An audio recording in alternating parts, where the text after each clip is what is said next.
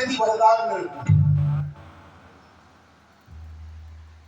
દ્રઢ સંકલ્પ વાળો હિરણ્યકશિપુ તપશ્ચર્યા કરવાનો નિશ્ચય કર્યો.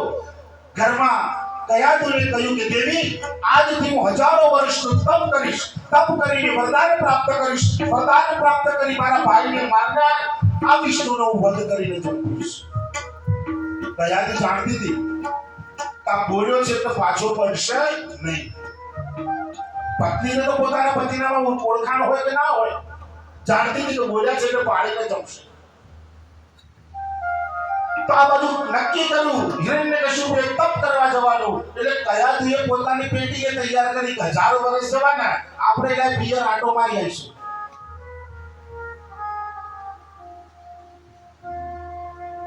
અને જ્યાં સામાન ગોઠવાઈ ગયો, થયું કે હમણાં બસ સાયંકાલની છેલ્લી બસ આવે એમાં આપણે નીકળી. અને આ બાજુ હિરણ્યકશિપુ સરસ એવી સુંદર એવી જગ્યા જોઈ, જંગલ જોઈ. હા, હવે વીરાઓ શાંતિ છે, અહીંયા હું ભગવાનની તપશ્ચર્યા કરીશ.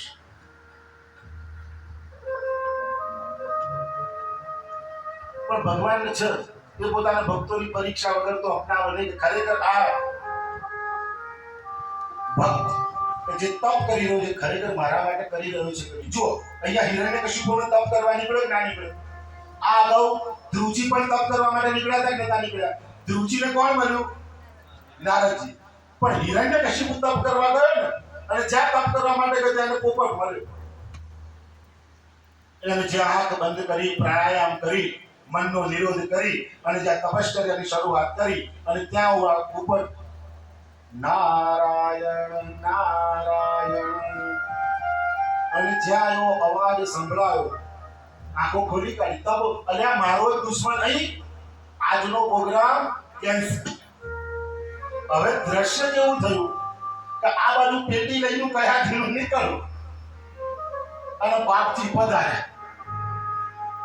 અને એક તો પાછા રિટર્ન ટિકિટમાં આવેલા, ધુઆ થતા કયાધી ગભરાઈ લોચા. કંઈક ખોટું બન્યું હોવું જોઈએ. પણ કેટલાકનો સ્વભાવ છે જલ્દી બોલે નહીં. કયાધી કઈ વાંધો નહીં, પોતાનો પ્રોગ્રામ તો કેન્સલ કર્યો, પણ હવે અમને મનાવવા કેવી રીતે, બોલાવવું કેવી રીતે? પણ સ્ત્રીઓ હોશિયાર જ હોય છે. ભલે પુરુષો મોટી મૂછરા કામ ગાળક રાખે, પણ એમને પટાવવાનું કામ એ લોકો કરીએ ગમે તેવો હોય. પણ ત્યાં આગળ ઘેર જાય એટલે ઓફિસનો સાહેબ ત્યાં જઈને પૂછે, બોલો મેડમ મારો